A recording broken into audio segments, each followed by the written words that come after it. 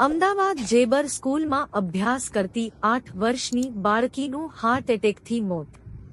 અમદાવાદના થલતેજમાં આવેલી જાણીતી જેબર સ્કૂલમાં ગાર્ગી રાંતરા નામની 8 વર્ષની બાળકીનું મોત થયું છે। સવારના 8 વાગ્યે સીડી ચઢીને આવી રહી હતી ત્યારે છાતીમાં દુખાવો થયો હતો, જેથી તે લોબીની ચેર પર બેસી ગઈ હતી અને પછી થોડી ક્ષણમાં જ ઢળી પડી હતી। બાળકીને શ્વાસ લેવામાં તકલીફ થતાં તાત્કાલિક સારવાર માટે 108 ને ફોન કર્યો હતો। એમ્બ્યુલન્સ આવવામાં વિલંબ થતો હોવાથી સ્ટાફની ગાડીમાં સારવાર માટે ખસેડવામાં આવી હતી। સારવાર દરમિયાન મોત નીપજ્યું હતું। સમગ્ર ઘટનાના સીસીટીવી ફૂટેજ સામે આવ્યા છે।